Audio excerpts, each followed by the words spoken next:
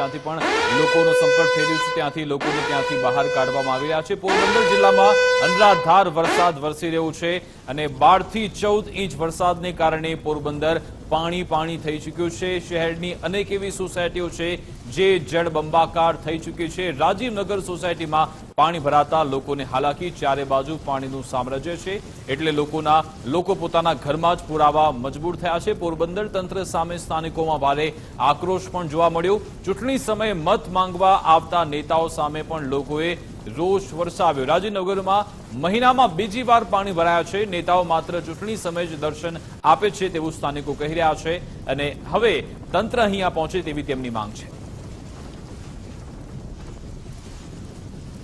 હવામાન વિભાગ દ્વારા પોરબંદર સહિત સૌરાષ્ટ્રભરમાં ભારે વરસાદની આગાહી કરવામાં આવી હતી।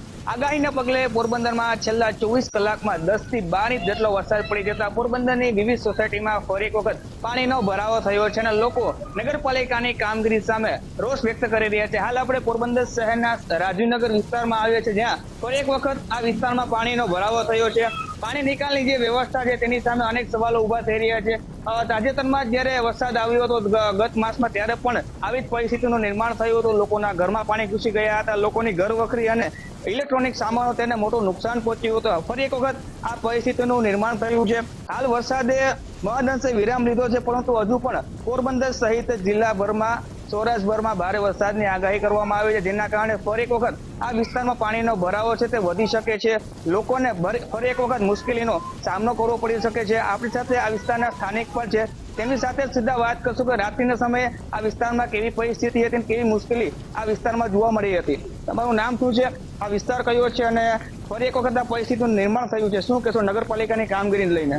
એક મહિનામાં 2-3 વખત બધાની ઘર વખરી ડૂબી ગઈ, બધું થઈ ગયું છે। નગરપાલિકા તંત્રમાં રાતના મામલતદાર કંટ્રોલ રૂમમાં પણ ફોન કરવામાં વારંવાર આવ્યા હતા, છતાં પણ વરસાદ વધુ હોવાને લીધે તંત્ર પણ આમાં બહુ જાજુ કંઈ કરી શક્યું નથી અને પાણીનો એકદમ ભરાવો હોવાથી અત્યારે પણ બધાના ઘરમાં કદાચ 1-1.5 ફૂટ પાણી છે અને ધીમે ધીમે પાણીનો નિકાલ થાય છે। નાલાને સફાઈ કરવાનું કામ થયું છે, છતાંય પણ અહીંયાના લોકલ અમારા કોર્પોરેટર ઉષાબેન છેડા અને અર્ભમભાઈ દ્વારા પણ ઘણી મહેનત કરવામાં આવે છે, છતાં પણ અત્યારે પાણીની પરિસ્થિતિ ઘણી વિકટ છે કે આ આખા ગલી વિસ્તારમાં કાલ સાંજના પાણી ભરી ગયા છે। કોઈ એમાં કોઈ જવાબદારી લેતું નથી।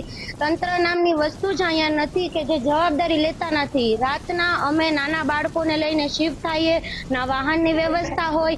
વોટના ટાઈમે બધા વોટ લેવા આવી જાય છે, બધું વાદા કરે છે, પ્રોમિસ કરે છે, પણ અહીંયાનું કોઈ જવાબદારી લેતું નથી। આમ નામ લોકો કેટલા હેરાન થાય છે।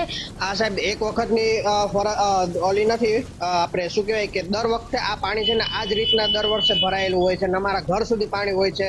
જ્યારે અમારે ગેસનો બાટલો સહિત બધું અમારે ઉપર છે ને ટ્રાન્સફર કરવું પડે છે।